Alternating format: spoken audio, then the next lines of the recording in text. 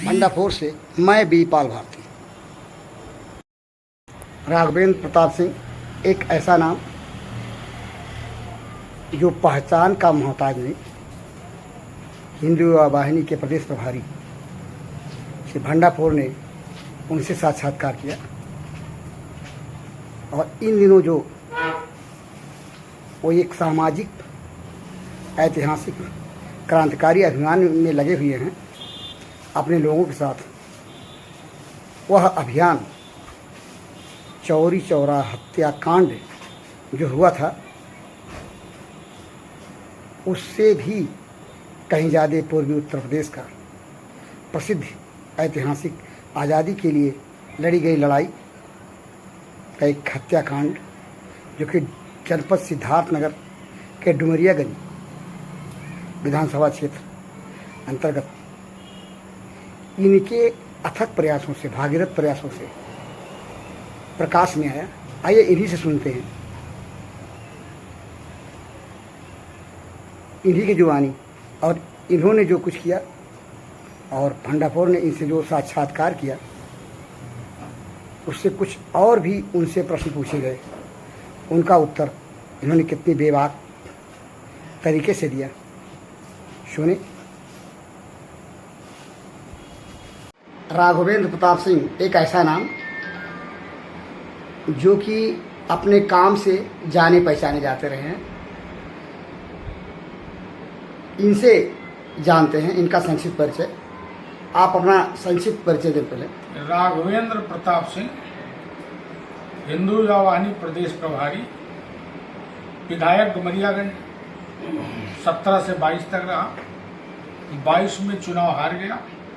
अपने राजनीतिक सामाजिक सांस्कृतिक अभियान में अब भी लगा हुआ।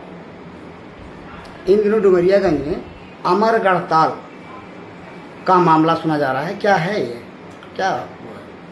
अमरगढ़ ताल का इतिहास अपने पूर्वजों के बलिदान से जुड़ा हुआ है। स्वतंत्रता की लड़ाई, पहली लड़ाई जब 1857 में प्रारंभ हुई थी तो पहली लड़ाई के दौरान ही 1858 में ये रोडवेज बस स्टेशन जो डुमरियागंज का उसके पीछे माली मैना ग्राम पंचायत में एक अमरगढ़ ताल है।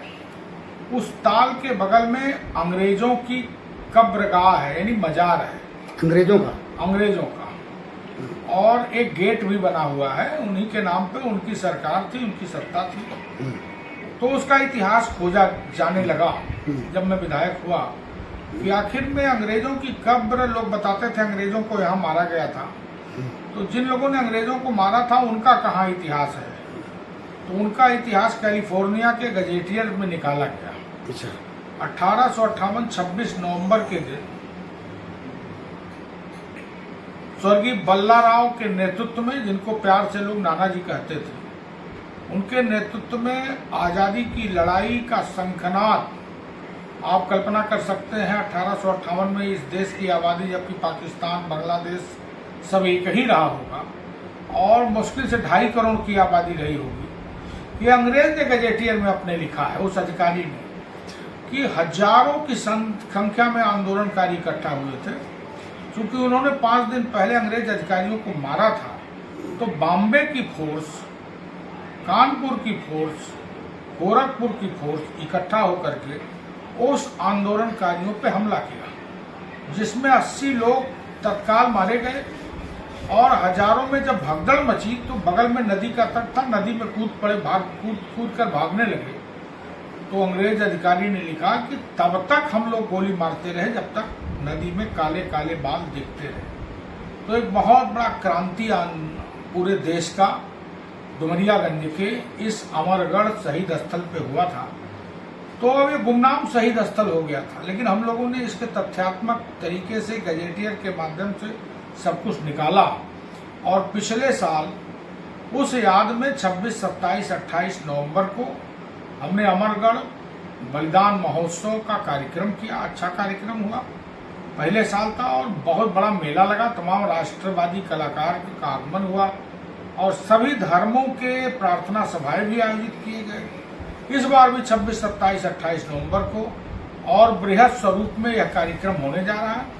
हमारे यशस्वी मुख्यमंत्री पूज्य योगी आदित्यनाथ जी महाराज ने 3 अक्टूबर 2021 को जब डुमरियागंज में उनका आगमन हुआ था, मैंने मांग किया था कि अमरगढ़ शहीद स्थल के विकास के लिए कुछ आपकी कृपा हो जाए।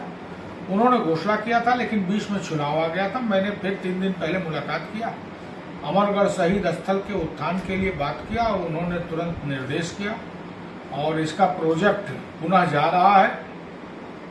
लगभग 60 करोड़ का प्रोजेक्ट है। धीरे धीरे हम कहते हैं करोड़ 2 करोड़ ही आएगा तो एक प्रक्रिया प्रारंभ होगी। और चूंकि भूमाफिया, सामंतवादी ताकतें जिनसे पूरा डुमरियागंज उनके जकड़न में था, उन सामंतवादी ताकतें डुमरियागंज की नहीं चाहती कि किसी प्रकार का इस क्षेत्र में विकास हो।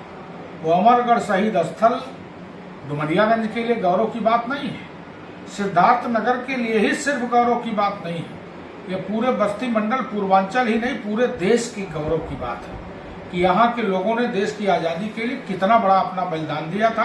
किसी को नहीं पता कि हमारे पूर्वज थे, लेकिन किसी के भी पूर्वज हो सकते हैं जिन लोगों ने बलिदान दिया। ये माना जाए कि जलियांवाला बाग के कांड की तरह यहाँ भी मैं तो यह कह सकता हूँ कि जलियांवाला बाग का कांड 1919 में हुआ था और यह 1858 में हुआ था। आबादी का अनुपात अगर देखिए तो जलियांवाले कांड से बहुत बड़ा कांड अमरगढ़ शहीद स्थल डुमरियागंज का कांड हुआ था। लेकिन अब मुख्यमंत्री जी की कृपा इस पे हुई है, उनकी दृष्टि पड़ी है।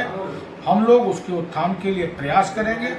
हम लोग अभी जिला अधिकारी से हम लोगों ने वार्ता में किया है। पिछले बार भी प्रशासनिक सहयोग से कार्यक्रम हुआ था, इस बार भी कार्यक्रम होगा और इसका सम्मान हम लोग पूरे देश स्तर में लेकर के जाएंगे। उन शहीदों की याद में वहाँ पे कुछ कार्य होने हैं, वो होंगे। हमने बेवा बजरंगी चौक बना करके अमरगढ़ स्मृति वाटिका बनाया है, तो अमरगढ़ का नाम इतिहास के पन्नों में दर्ज हो और जब तक नहीं दर्ज होगा हम लोगों का संघर्ष और लड़ाई चलती। बात बेवा के बजरंगी चौक नाम बदलने की है। ये बेवा जो था पुराना नाम है, बजरंगी चौक कहाँ से आ पाए? इस नाम को कैसे नामकरण किया? वहाँ पे हनुमान जी का मंदिर है, बजरंग बली का मंदिर है। बेवा हमारे हिंदू समाज के लिए वैसे ही बेवा अशुभ माना जाता है, तो वहाँ पे जो आतंकवादी और गुंडा माफियाओं के द्वारा सरकारी जमीनें 58 दुकानें कब्जा की गई थी, जहाँ पे हिंदू बहन बेटियों के साथ आए दिन छेड़खानी उन लोगों के द्वारा हुआ करता था। प्रशासन से कह करके उन 58 दुकानों को ध्वस्त कराया गया, उसका पार्क का निर्माण कराया गया और उस पर 101 फीट का तिरंगा लगाया गया और अमरगढ़ की याद में उसको अमरगढ़ स्मृति वाटिका का नाम दिया गया। अब वहाँ पे अमर ज्योति भी स्थापित कर दिया गया है कि जिले की सीमा में कोई घुसे तो पहले अमरगढ़ स्मृति वाटिका में घुस करके उन शहीदों को याद करके अमर ज्योति जला करके तब वो डुमरियागंज सिद्धार्थ नगर आ रहा। आप हिंदुत्व का चेहरा इस रूप में जाने पहचाने जाते रहे हैं, एक पहचान आपकी है भी है और हिंदुत्व विचारधारा के आप हैं, इस संबंध में कुछ कहेंगे? देखिए, हम राष्ट्रवादी विचारधारा और हिंदूवादी विचारधारा, जो हिंदूवादी होगा वो राष्ट्रवादी होगा ही होगा, उसमें कहीं सोचने और समझने की जरूरत नहीं है। और जो राष्ट्रवादी होगा वो हिंदूवादी होगा। क्या जो हिंदूवादी नहीं है हमारे देश में वो राष्ट्रवादी नहीं है? देखिए, इस धरती पर, भारत की धरती पर कोई भी हो, वो ईसाई हो, मुसलमान हो, वो पहले हिंदू है उसके बाद मुसलमान और ईसाई है, इसलिए वो हिंदूवादी उसको होना ही चाहिए। और जो हिंदूवादी नहीं है, मैं कह रहा हूँ आपसे ना कि इस देश में पैदा हुआ हर व्यक्ति हिंदू है, उसके पूर्वज हिंदू थे।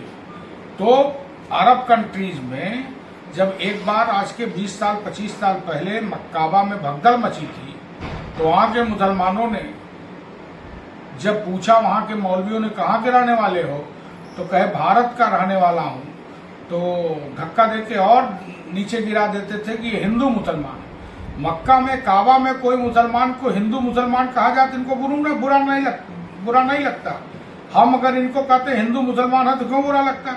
ये हिंदू ईसाई है, ये हिंदू मुसलमान है, पहले हिंदुस्तानी है, उसके बाद कोई मुसलमान होगा, कोई ईसाई होगा। नहीं, हिंदू मुसलमान होना, हिंदुस्तानी होना आपको अलग नहीं लगता? एक नया रूप आपने गढ़ा शायद, नहीं, कोई या नहीं। आप लोगों ने गढ़ा, आप जैसी विचारधारा के लोगों ने गढ़ा। नहीं, कोई बुरा हिंदू नहीं मुसलमान लगता। होना, देखिए, राष्ट्रवादी- हिंदुस्तानी होना, राष्ट्रवादी होना सबसे महत्वपूर्ण है। हमारी हर बातों को आप उल्टा पेश करेंगे। सर तन से जुदा तेलंगाना में सार्वजनिक नारे लगाए जाते हैं और उनके खिलाफ कोई कार्रवाई तक नहीं होती। जो विधायक राजा ने किया, अब आज उनके खिलाफ कानून राजा के अपना खिलाफ काम कर रहा कार्रवाई, है। राजा के किए गए कार्यों को आप क्या मानते हैं? राजा के खिलाफ कार्रवाई होगी। नेहा, क्या नाम था उनका, नूतन शर्मा के खिलाफ का कार्रवाई होगी, लेकिन सरतन से जुदा कहने वालों, सार्वजनिक रूप से कहने वालों के खिलाफ आखिर में कार्रवाई क्यों नहीं होती? बात डुमरियागंज की करें, जो कि आपकी विधानसभा रही है, यहाँ से आप एक बार जीत चुके हैं। इस बार आप विजय नहीं हासिल कर पाए, इसके पीछे क्या कारण मानते हैं? देखिए, इसके पीछे कारण मैं ये कह सकता हूं कि मैं डुमरियागंज ठीक करने आया था। तो क्या ठीक नहीं कर पाए 5 साल में? डुमरियागंज को लोग मिनी पाकिस्तान कहते थे। हमने इसको हिंदुस्तान बनाने का प्रयास किया। राष्ट्र से बाहर, देश के बाहर की तमाम इस्लामिक शक्तियों ने मिलकर के 2500 करोड़ रुपया खर्च किया इस चुनाव में। मैं चुनाव हारा नहीं, वोटों से हार सकता हूं, लेकिन मैं राष्ट्रद्रोहियों से नहीं हारा हूं। ये योजनाबद्ध तरीके से साजिश के तहत मुझे हराया गया। मैं अपने आप को, वो सर्टिफिकेट भले नहीं मिला, लेकिन मैं हिंदुओं के मन में, उनकी आत्मा में जीता हूं, इसलिए मुझे उसकी कोई चिंता नहीं। ऐसी सूचना है, अप्रमाणिक सही, कि आप लोकसभा चुनाव लड़ने की तैयारी कर रहे हैं या मन बना चुके हैं। इस बारे में क्या कहेंगे आप? हम लोगों के यहाँ कोई मन बनावे, कोई तैयारी करे, कोई मतलब उसका नहीं होता। भारतीय जनता पार्टी लोकतांत्रिक देश की एक ही पार्टी है जो पार्टी है, बाकी और कंपनी है। भारतीय जनता पार्टी में जिसको लगता है कि उपयुक्त है, आप देख लीजिए, मुर्मू जी को राष्ट्रपति बना दिया गया। अभी आपने सोचा नहीं होगा हमारे प्रदेश अध्यक्ष कैसे बन गए। तो भारतीय जनता पार्टी ही एकमात्र देश की पार्टी है जिसमें लोकतंत्र है, और पार्टी को लगेगा कि मुझे लोकसभा लड़ना चाहिए तो लड़ूंगा अगर पार्टी का निर्देश होगा। हमारे यहाँ कोई ऐसा नहीं है कि कोई आदमी मन बनावे या दौड़ा करे, ये करे, ये करे। पार्टी का जो निर्देश होगा वो करेगा। आपने भंडारपुर को इतना समय दिया, इसके लिए बहुत बहुत धन्यवाद। आपने सुना भंडारपुर के द्वारा लिए गए साक्षात्कार को, जिसमें भंडारपुर के द्वारा पूछे गए प्रश्नों का उत्तर इन्होंने दिया ही। एक प्रश्न के उत्तर में डुमरियागंज लोकसभा के चुनाव के हलचल पैदा करने वाला जो उन्होंने कहा, लोकसभा चुनाव लड़ने की बात, इनके द्वारा दिए गए उत्तर बेशक राजनीतिक गलियारे में हलचल पैदा कर देगा, इसमें कोई दो राय नहीं।